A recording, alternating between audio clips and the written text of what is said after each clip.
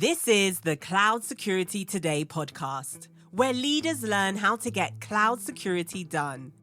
And now your host, Matt Chiodi.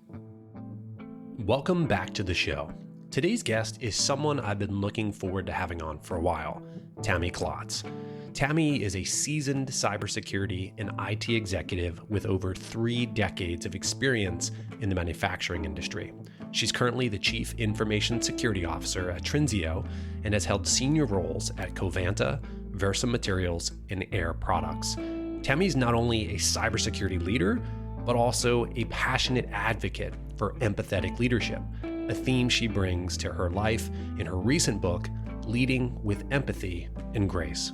In this episode, we talk about the why behind her book, the personal story that inspired it, and the hard-earned leadership lessons she's packed up along the way.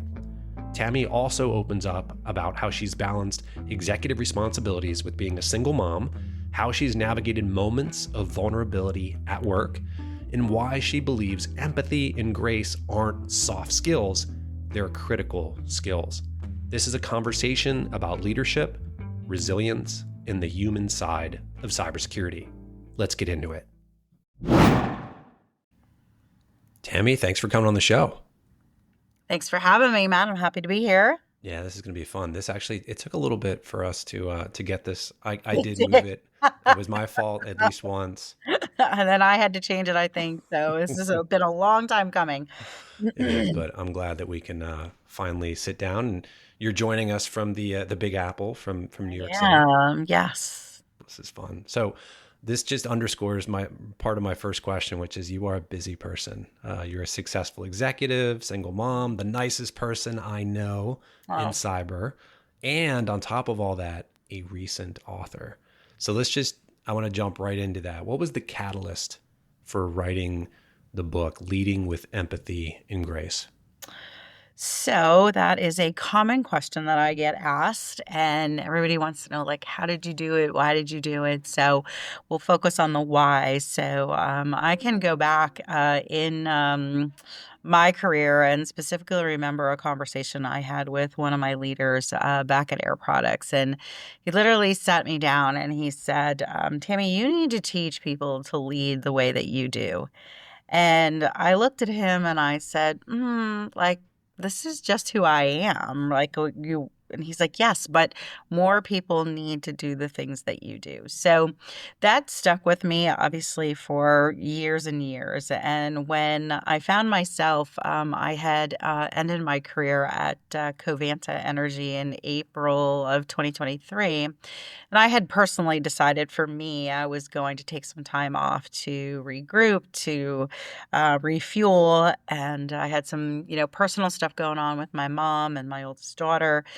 So it was during that time that I said, okay, I'm going to take 6 months off and I'm going to use this time for me. And, how LinkedIn and Facebook, like everybody's always listening, right? So, of course, I got a few of those, have you ever wanted to write a book, prompts in LinkedIn. And I said, maybe now is the time. So I started to explore that and I spent some time figuring out how to go about it. And I wanted to use that time to kind of reflect on what my leadership lessons were over the course of my, 25 to 30-year career and figure out how I could help others. And I went back to that conversation with my leader at Air Products and said, you know what, this is what he was talking about. So how do I give back? How do I teach?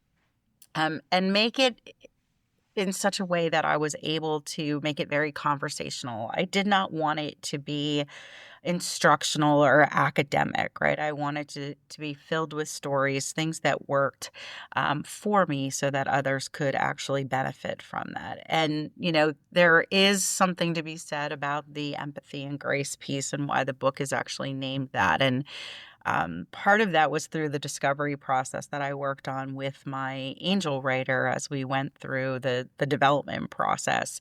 And one of the things that she had me do, which I thought was crazy at the time, but we had to create, or she asked me to create an avatar for the book, kind of in my own head and as a visual, right? And I was like, okay. And then she's like, okay, now you have to like name that avatar as well. And again was like questioning her, but she knew what she was doing. And in the end, we decided to name the avatar Grace. And the reason we did that was that, when I got stuck on, either a topic or a point that I was trying to make, she literally would pause and she said, well, what would you tell Grace to do? And it was very effective. And it really helped kind of set the tone, set the stage as we went through the development of the book. And, in hindsight now, that was extremely beneficial to really drive home the points of, what it means to lead with grace and empathy, not necessarily two terms that we hear often in leadership, but it definitely is foundational to who I am as an individual and how I lead my teams as well. I love that. I love that. I know I've thought about writing a book a couple times. I got an email from somebody in the last couple months, and I just thought, sounds like a lot of work. I'm sure it was. Was it a lot of work? It was. But one of the things that I decided, I had 6 months off, right? And I knew if I did this on my own, it was not going to get done in 6 months, right? It would drag on, it would drag on, it would drag on. So again, I used it as an opportunity to time box the activity. And, people will ask me, they're like, so did you like just start writing? And I was like, no, that's not how this works, right? So I had ideas that I would capture over time and I would jot down or, take down in OneNote or whatever. And things that I wanted to make sure that I didn't forget about, including in the book. And when I engaged and started working with my angel writer, we came up with the outline. And then it was really a lot of hours on Zoom calls with her, her asking me questions, telling stories, and really her capturing the things that I wanted to put in paper. And quite honestly, I struggled with it for a little while because I sat there and I said, "What? I'm not writing a damn thing." Right. And she's like, Tammy, she's like, you need to stop. She was like, because these are all your words, all your stories. I'm just helping you put them down on paper. So I had to get over that. Right. Because that was part of the learning process for me going through the book writing experience. And, the other thing that I asked her to do for me is like, look, I was like, I don't want this just to be my words, right? I wanted validation from people who I have worked with, people who have worked for me, people I have partnered with throughout my career so that there was some, kind of the other side of the story being told as well. So she was gracious, and I had provided her with a set of probably close to 50 names, and she was like, "Oh my gosh, what have I agreed to do?" Right? And she joked with me, and she's like, "Tammy, she's like, we're never going to get all these people to reply." She's like, "We're lucky, if we get like 15, 20 responses." And in the end, I ended up with 33 people, I think, who responded and did either written responses to the set of questions she had or actual interviews like we're doing now. So that's a testament as well to, my leadership style, the impact that I've been able to have on individuals and just the overall working experience that I've been able to cultivate across the board. For sure. I mean, that kind of response rate speaks volumes about who you are and how you're writing about something that you live. Yes, which I think dovetails very nicely into your next question. Yes. So the as we've been talking, the process of writing a book can be a deeply personal process. How did this whole process of writing help clarify or reinforce your leadership principles around empathy, authenticity, accountability? What was that like? So it's been interesting, right? Because after you go through the process and you're, telling people what has worked for you and what will help them be a better leader, the whole vulnerability aspect comes into play, right? So, there is this, personal challenge that you put in front of yourself that says, okay, I am now like putting this in print. And I need to make sure I am walking the talk Mm. that I have put down on paper. And it's a little bit daunting from time to time because, while I believe in everything that I've put in the book, I can't say that 100% of the time that I've always followed all of those things. So one of the things that I've done now that the book has, been out for almost a year. Wow. I know April 1st is a year, which is kind of crazy.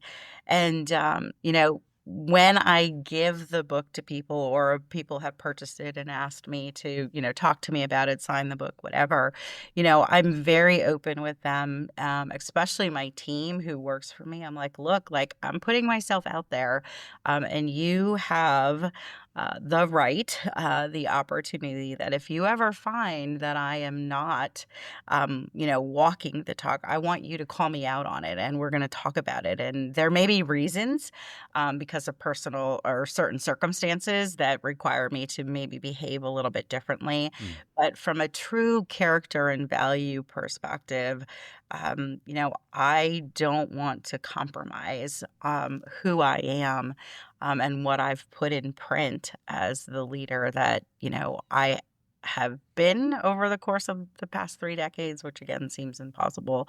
But it's also not something that I knew from the beginning. This is all built on stories and experiences over those years.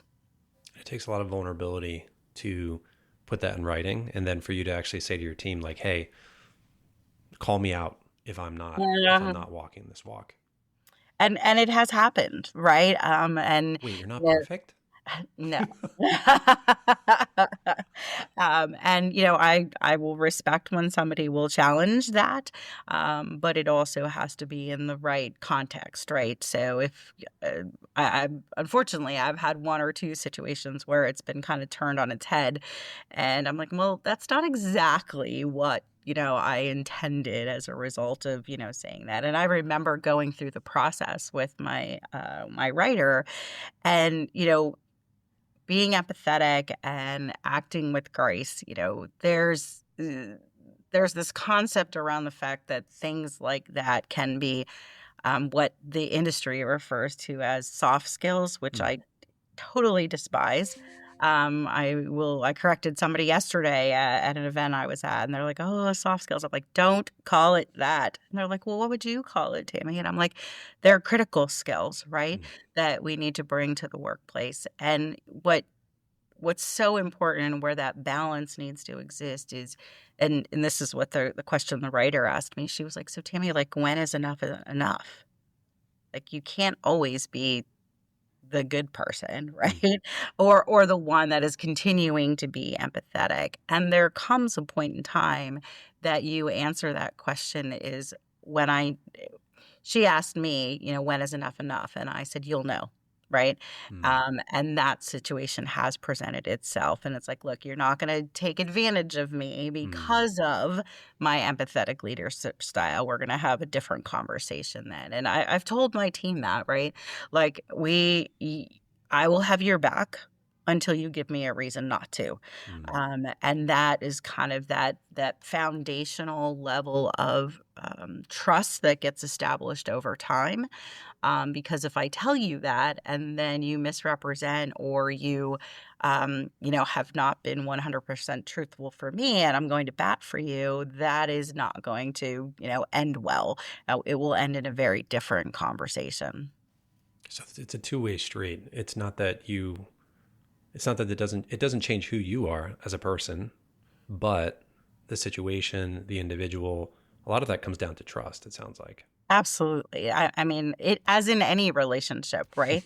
Yes. It's not just in a work relationship. It's across the board, with your children, with your significant other, whomever you are, trying to progress, and accomplish things together. There needs to be that foundational element.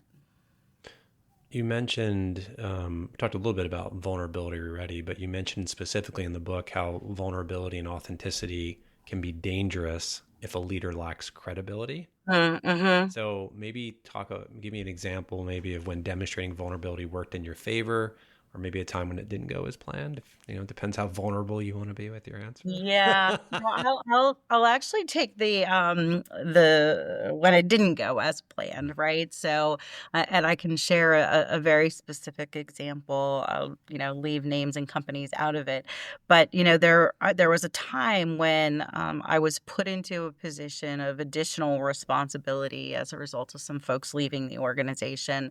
And not necessarily a role I had taken on before. And it was in a business climate where we were being asked to make decisions, make them quickly, and implement the results of those decisions quickly. So I found myself on the side of having to decide on a very simple: are we going to use Teams or are we going to use Zoom? Right. And common question, but why are we paying for both services? So, made a quick decision, what I thought was the right decision. There were some things that I did not know about, the competing technology that folks were using it for, because we hadn't done a full risk or gap assessment at that point in time. So made a decision, executed quickly, and as a result, there were some shortcomings in the solution. And what I realized after the fact was that even though it was a hurry up and do this, there was no room or no acceptance for, I won't call it failure, because I don't believe it was a failure. It's just a tolerance for bumps along the way. And in that situation, it was not tolerated, and that in turn led to me having to make some decisions about if this isn't okay, and really reflecting on my role in the role of a chief information security officer. It doesn't matter. Like, I can do as much as I believe is necessary, but that doesn't mean I'm going to prevent 100% of bad things happening. Right. And if the expectation is that, your job is to make sure nothing ever happens, I can't get behind that, right? Because this is not the world that we live in right now. So ultimately, that led to me having to make some decisions about what was right for me. So yes, I was vulnerable. Yes, it was a little bit dangerous, and ultimately, it didn't go as planned. And then I had to be willing, for my own well-being, self-care, to say, okay, I'm okay to walk in this situation, and make that decision. So, that's a situation where I'll say it didn't go exactly as planned. And it's always easier for us to talk about the bad side of the experiences, Right. but I have way more positive experiences than bad, which is a good thing. And on that, if I think about some examples where being vulnerable, comes into play, is that when I'll go back to an example from my days at Air Products earlier in my career before security. But I was asked to lead our infrastructure, network, and voice technical support team, and I walked into a team that of individuals who had been there for a very long time, were used to doing things in a particular way. And here I come into the group and have no network or voice background. And these folks are looking at me like, what is she going to do? Right? Like, oh my gosh, she knows nothing about this space.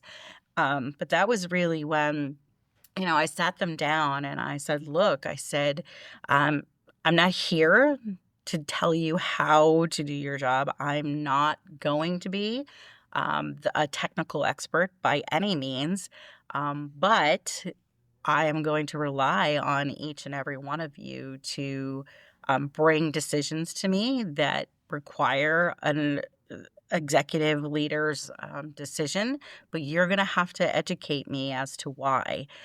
So being vulnerable in those situations, going into a team that was not necessarily high performing at that point in time, and being vulnerable about, yeah, I don't know it all and I'm not going to know it all, but relying on you and allowing them, it was in their fate of whether they were successful or not, but building that construct around how we were going to act as a team and how we were going to perform as a team. The amazing thing for that was that it was a huge transformational success.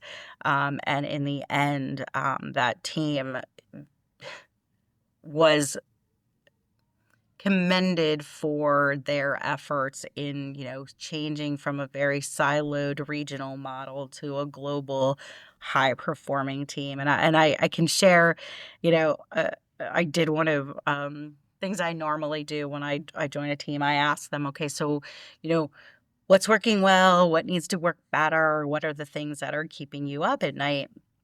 And I had a global team, and folks, some of them were like, well, my kids or my video games. I was like, no. That's not what I'm really asking, right? So it was, getting past some of that from I'll say a professional maturity level in some case. But the other thing was, because it was a global team, like I was like, okay, so we can't do all of the meetings at, 9:00 a.m. U.S. time, because that's late for our Asia counterparts. Right. So I did this survey. When do you want to do nighttime meetings? And, I literally got answers like, well, that's when my favorite show's on TV. And I was like, okay, right. So it makes you pause, and you have to Right. really course correct and think about how you're going to address those situations. So I want to go to one part of the book that was probably the most impactful for me. And that was, you talk about in the book, there was a moment where you talk about how people bring their entire selves to work, mother, yes. father, caregiver, and how we don't shed those roles at the office door. That was like really powerful for me. Why is it important for leaders to acknowledge that fact? And then maybe talk a little bit how you've actually seen that play out on your teams. So it's not a switch that you flip when you walk in the door, right? And you can't turn it off. And, in some cases, folks are, having a grand life outside of the office, but more often than not, everybody is dealing with something. And if you don't acknowledge that that's a reality, you are going to impose a certain climate, a certain environment where folks are not going to be able to perform at the level that you need them. They're going to be constantly questioning themselves. So if you acknowledge the fact that, you're a human being, which isn't rocket science, right? And we know that there's stuff that you're dealing with outside of these office walls. Acknowledging that going into it is extremely important. I remember at one point in time, there were people who were like, yep, you come in the door, you're hanging your coat up. And when you do that, you're now, corporate Tammy. And, as a single mom, I couldn't do that. Right. And I can share a very specific example with you, Matt, that is around, I was always very clear about my boundaries, what I was willing to compromise, what I was not willing to compromise, because I was, the parent who was present for my children. And in that situation, I was over communicative. I will be, going to my daughter's end of camp experience on a Friday. And oh, by the way, my mom has a doctor appointment that morning. And I literally remember getting questioned about, well, are you working today or are you not working today? And I very bluntly said, "Doesn't matter." Hmm. And in the follow-on question to that is my job getting done? And if Hmm.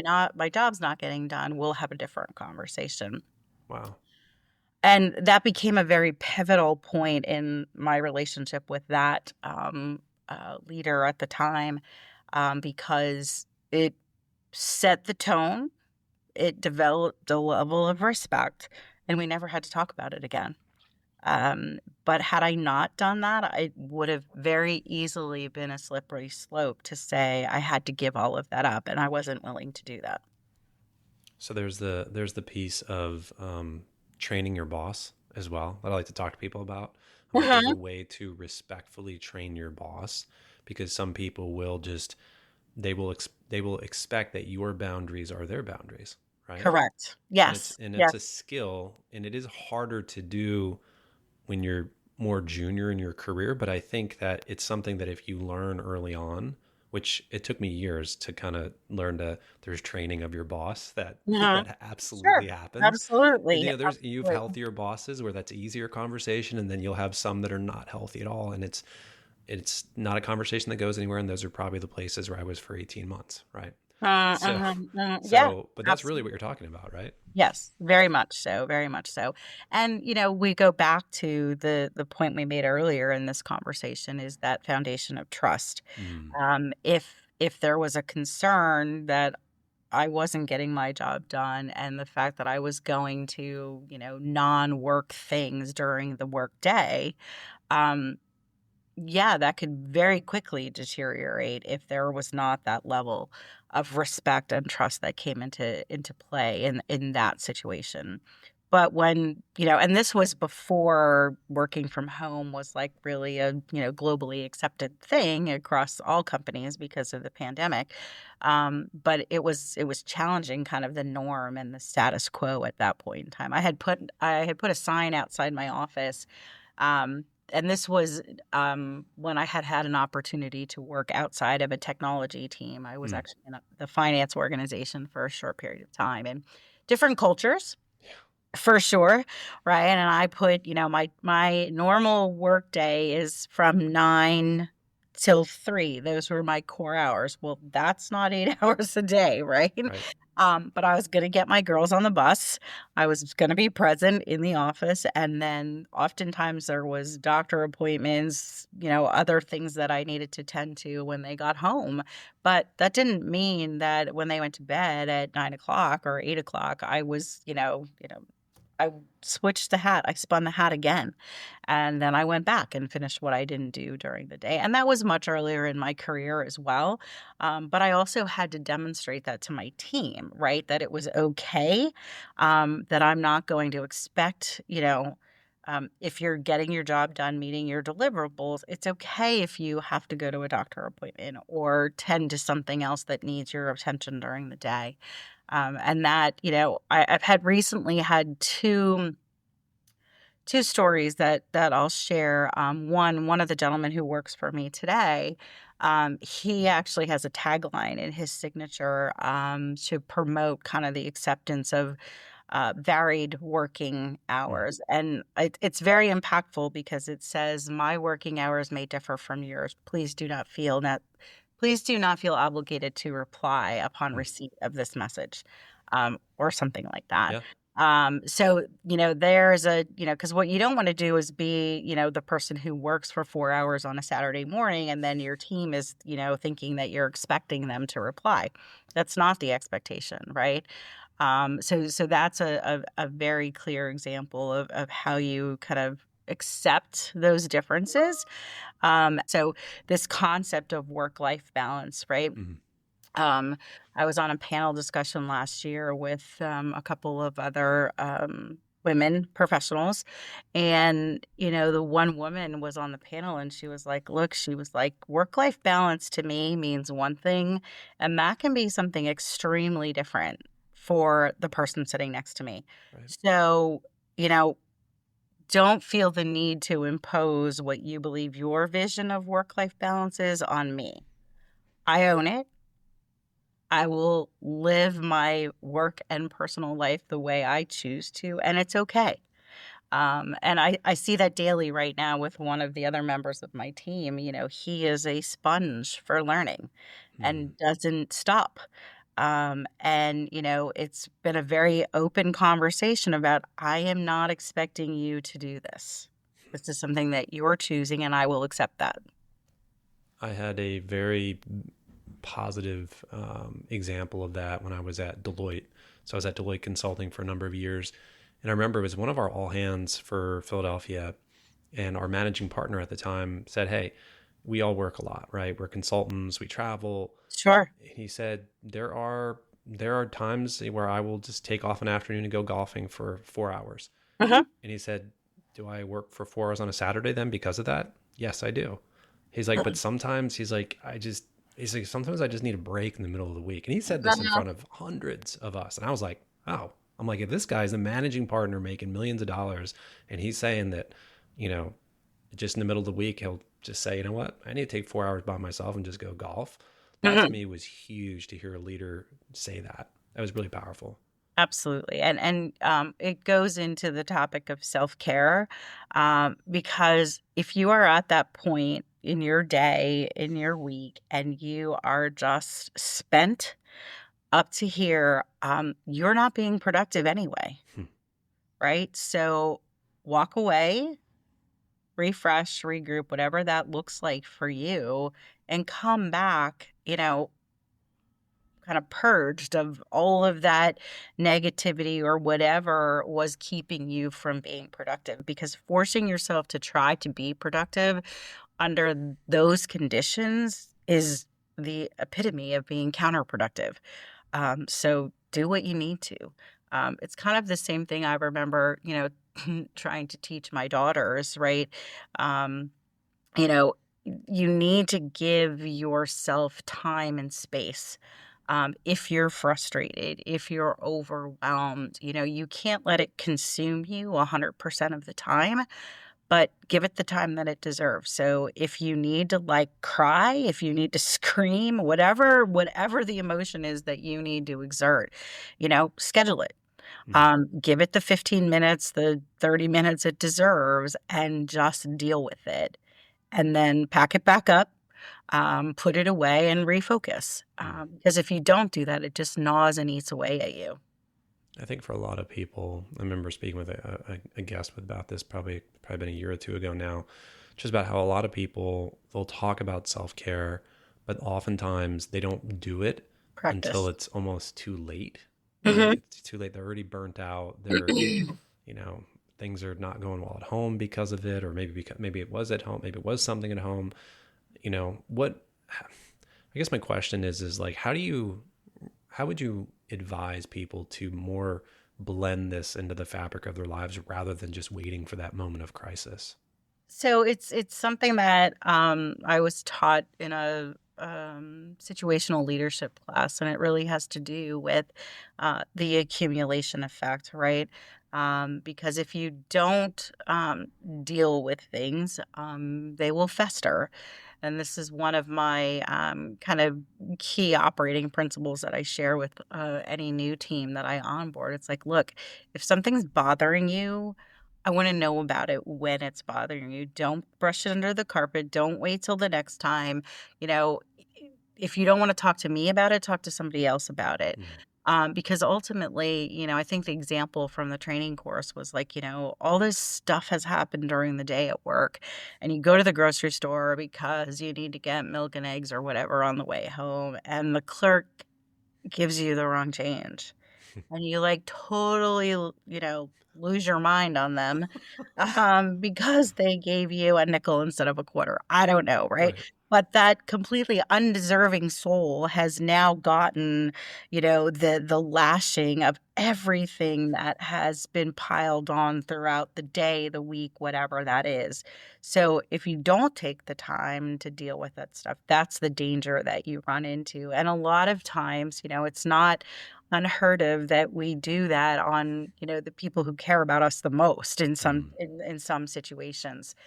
So having an ability to kind of outlet and deal with that frustration, anxiety, whatever it is extremely important. Yeah. I like that. And I appreciate that because, I think I've heard the analogy of, when you wake up in the morning, you've got, 8 spoons or something like that. Now throughout the day, you're kind of handing them out as you deal with different crises. Yeah, And yeah. if you're not aware of where you're at in that process of how many do I have left, like, should I really engage in this discussion? Hmm. And it's all part of self-awareness, but this is specifically relevant for me. I remember working with a therapist a while ago, talking about a situation that had come up with me and my wife.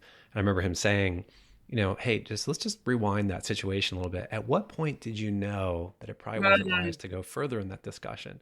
And I was like, probably even before it started. And it's just like, so it's like exactly what you're talking about. It's that self-awareness. Where is this? Should I be going down this path right now? Am I in the right mental state? Frame of mind, exactly. And one of the other things that I do, Matt, what I do now with my current team, and it's had to change over the course of the different positions that I've held based upon dynamics, locations, and things like that. So my team right now is globally dispersed, right? Different time zones, different countries, et cetera. So this whole concept of getting together and do team building isn't a thing, right? Because we can't.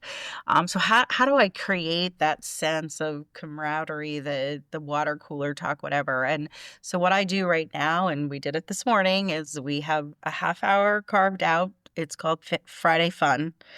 Everybody gets on. It's 30 minutes. The only rule is you're not allowed to talk about work. Ooh, I like that. So it's simple. And we kind of go around the virtual room and talk about what's going on this weekend. What do the kids have? What's being planned. And it just allows a release, and a cleansing might be not the right word, but it's free, no judgment, no work, and it works. And I'll tell you what, like, almost everybody shows up for it all of the time, because everybody looks forward to it. But there are times when you can't be there, and that's okay too. But you need to know that it's there, and the fact that it's scheduled, during the workday, makes it okay for them to participate. Other places I've been and other teams that I've had, we've done things like axe throwing on a monthly basis, or we've done bowling, right? Where I had more ability to kind of get everybody together at the same time. But when that's not something that is, conducive to the environment, you have to be creative about other ways to bring them together. I really like that. I might steal that, actually. It's a good Go idea. ahead. Have a blast. So throughout your book, and it's obvious from our conversation today that you're a sponge. You're always looking to learn. What you talk a lot about continuous personal development in the book. What does your personal growth or self-care routine look like, and how's that changed maybe over the last 5 or 10 years? Yeah, it's definitely changed over the course of growing up, because my life has changed, right? So when my girls were younger, we had a routine, like what we had to do, when we had to do it, when they got to bed, and what I was doing for myself. Now that's different. The girls are grown, and I'm like, it's at the end of the workday. I'm like, oh, like, what am I going to do now? So for me, it's really, evaluating, where am I getting my energy from? Where do I need to recharge? How do I need to recharge? And what brings me that joy, that satisfaction? So, being around people is something that brings me a lot of joy, and being able to interact. So I find myself in situations where, I'm looking for opportunities to, get involved, whether it's a cyber event, whether it is, some other sort of community network where I can give back. One of the other things I've started doing, which is not really people interfacing, but I've started making blankets, right? So, the granny in the basement doing her basements, but That's great. that's It's not the great image I want. therapy. It's great therapy. It is great therapy, and I will tell you, it's very interesting to me because my youngest daughter, who's at home with me, she's like, Mom, like, you need to set up an Etsy store. You need to start selling these things, blah, blah, blah. I'm like, yeah, but that, like, doesn't make it fun anymore. Then it's a job, right? Whereas my older daughter, she's like, well, Mom, you want to make people feel good and you want to give back. That's like what you taught us. So that's why you're doing the blankets. And I'm like, yeah, like there's wisdom in both sides of, what they're bringing. And it's so rewarding to hear both of them share kind of their position about, something that is seemingly benign, right? But it's very impactful from that perspective. So finding those things that, bring you joy, give you the energy that you need, or give you the space that you need to recharge your energy to keep going. So it can take on a variety of forms, and it's going to be different for everybody. You just need to figure out what that is and take that time for yourself. Yeah, I can appreciate that. I've had various different things I've done over the years, and I'm probably still not the best at just like having fun per se, but I've found some things that are some things that are enjoyable. I probably don't do them as much as I would like to, but Sure. some of that is dictated by stage of life and just where you're at, Absolutely. right? Absolutely. 100%. 100%. I'll share with you one super exciting thing that I'm working on right now. Mm. And it kind of was a, just a thought a couple weeks ago. And I am totally blessed by an amazing friend network that I have cultivated, over the course of my life. So I'm like, you know what? Like, I want to get together with all of them, Mm. right? Because there's different, you know, factions or different groups that, it's the folks I worked with in high school. It's the folks I, worked with at Air Products, however they're defined. Right. So I'm actually planning a weekend in the beginning of May called the Sisterhood Social. Love And it. just to bring everybody together, right? And some of them are like, "Oh, what's she doing?" Right? But I found this great place where we can all go hang out. We're gonna do fun stuff, and you can participate or you don't have to participate. But it's that sense of belonging, Mm. and the ability to connect, decompress, and kind of just walk away. It's kind of like Friday fun for a weekend for the girls, and I'm having a lot of fun planning it, and everybody's had stuff in their life, right? Yeah. So appreciating them as human beings and giving them a safe place to just kind of chill is going to be cool, and I'm really looking forward to it. Sounds really fun. I think that's a really good idea. I'm gonna check back up with you on that in a couple months and see how that went. Absolutely. But I'm sure Let's there's do gonna that be for sure. a lot of good stories out of that one. So for someone listening who maybe wants to begin a similar growth journey, maybe they're leading a team, feeling stuck, or whatever it might be. What's a good first step that you might recommend they take to start leading with empathy and Yeah. grace? So the first step is to look inside yourself, Mm. and figure out what's important to you. I talked earlier about setting boundaries. What are those things that you are not willing to compromise on? Mm. What are the things that you are willing to compromise on? Because, I have it in the book, and one of my favorite sayings is that you can't take care of anybody else until you take care of yourself. So it's the flight attendant, put your oxygen mask on first. And taking that, kind of internal look at who you are and what's important to you. You can't lead others until you kind of sort yourself out. So that's honestly my first bit of advice, to anybody who is either struggling or thinking about what they want to do next.